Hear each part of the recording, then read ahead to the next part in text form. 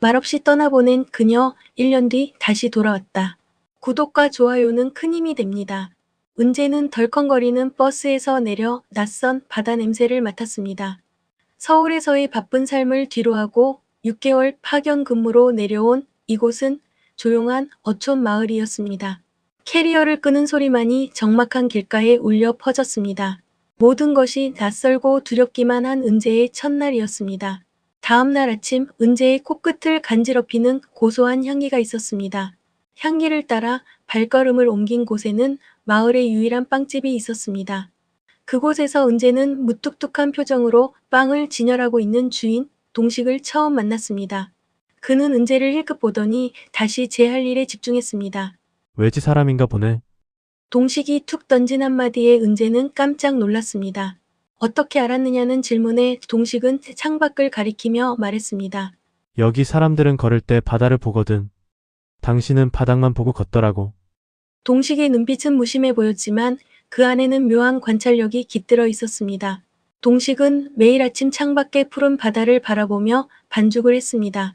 은재는 매일 아침 그 빵집을 찾아가 커피 한 잔을 마시며 그 모습을 지켜보았습니다. 규칙적으로 반죽을 치대는 동식의 손길과 창밖에 넘실거리는 파도가 마치 하나의 리듬처럼 어우러졌습니다. 퇴근길 은재는 빵집 앞에서 서성이는 동식을 발견했습니다. 시간 있으면 함께 걸을까요? 라며 앞장섰습니다. 그는 마을 사람만 아는 장소들로 은재를 안내하기 시작했습니다. 무뚝뚝했던 그의 뒷모습이 오늘따라 조금은 다르게 보였습니다. 두 사람은 방파제 끝에 서서 노을이 지는 폭우를 바라보았습니다. 하늘은 오렌지빛과 보랏빛으로 물들었고 바다는 그 색을 그대로 머금고 있었습니다. 예쁘네요. 은재의 감탄에 동식은 말없이 그저 먼 수평선만을 바라보았습니다. 은재는 처음으로 이곳의 풍경이 아름답다고 생각했습니다.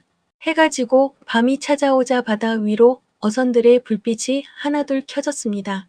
은재는 그 불빛들이 마치 바다 위로 내려앉은 별 같다고 생각했습니다. 도시의 네온사인보다 훨씬 따뜻하고 고요한 불빛이었습니다. 은재의 마음속에 쌓여있던 긴장감이 파도 소리와 함께 조금씩 씻겨 내려갔습니다. 배고프죠? 우리 같이 먹어요. 동식은 자신이 직접 낚은 생선으로 매운탕을 끓여 은재를 불렀습니다. 투박한 냄비 안에서 보글보글 끓어오르는 빨간 국물은 먹음직스러운 냄새를 풍겼습니다. 동식은 앞접시에 생선살을 듬뿍 담아 은재에게 건넸습니다. 작은 조명 아래에서 두 사람은 소주잔을 기울였습니다. 매콤한 매운탕과 달큰한 소주 한 잔에 은재는 그동안 말하지 못했던 자신의 희망과 일 이야기를 했습니다. 동식은 조용히 이야기를 들어주며 은재의 잔을 채워주었습니다. 두 사람 사이의 거리가 어제보다 훨씬 가까워진 듯 했습니다. 다음 날 아침 은재는 평소보다 천천히 출근길을 걸었습니다. 이제 그녀는 바닥이 아닌 푸른 바다를 보며 걷고 있었습니다.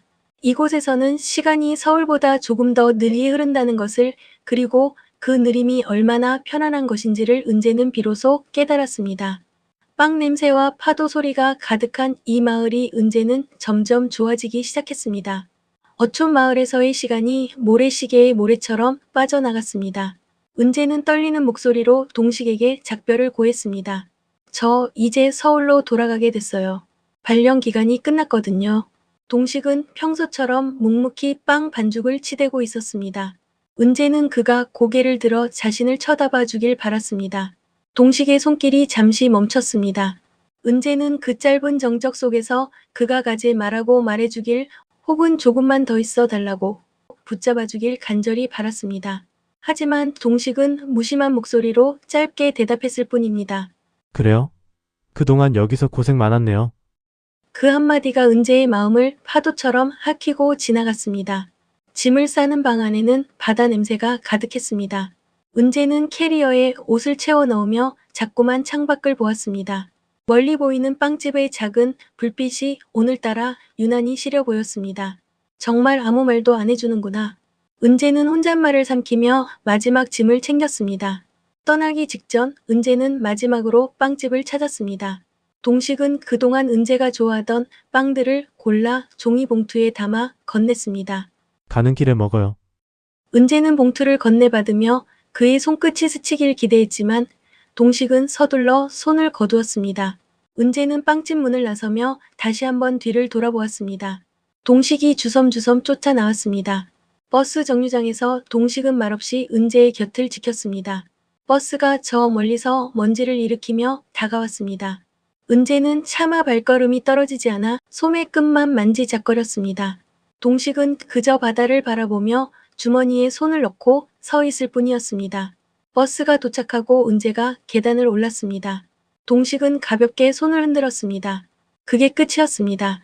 다시 돌아온 도시는 지나치게 빠르고 시끄러웠습니다. 은재는 높은 빌딩 숲 사이를 걸으며 사람들에 치였습니다. 세련된 옷을 입고 화려한 조명 아래 있지만 마음 한구석은 늘 텅 빈 것 같았습니다. 이곳의 공기는 여전히 치열하고 버겁게 흘렀습니다. 퇴근길 은재는 길가에 있는 유명 베이커리 앞을 지나다 멈춰 섰습니다. 가게 안에서 흘러나오는 고소한 빵 냄새가 코끝을 스쳤습니다. 하지만 그 냄새는 동식의 빵집에서 나던 파도 소리 섞인 냄새가 아니었습니다. 은재는 자신도 모르게 동식의 무뚝뚝한 목소리를 그리워했습니다. 주말 은재는 한강변에 앉아 흐르는 강물을 바라보았습니다. 강물이 바다로 이어진다는 생각을 하자 그곳의 푸른 바다와 동식의 뒷모습이 떠올랐습니다. 동식 씨는 지금도 빵을 굽고 있겠지. 은재는 서울의 밤바람 속에서 여전히 그곳의 빵 냄새를 찾고 있었습니다. 또다시 1년이라는 시간이 파도가 밀려갔다 밀려오듯 흘러갔습니다. 은재는 다시 그 정류장에 섰습니다. 익숙한 바다 내음이 그녀를 제일 먼저 반겼습니다. 서울에서의 1년 동안 은재는 단 한순간도 이곳을 잊은 적이 없었습니다. 결국 그녀는 다시 이곳으로의 발령을 신청했고 기적처럼 다시 돌아오게 되었습니다. 마을은 변한 것이 없었습니다. 소금기에 바랜 담벼락도 낮게 내려앉은 파란 지붕들도 그대로였습니다. 은재는 익숙한 길을 걸으며 심장이 터질 듯이 두근거리는 것을 느꼈습니다. 그는 여전히 그곳에 있을까?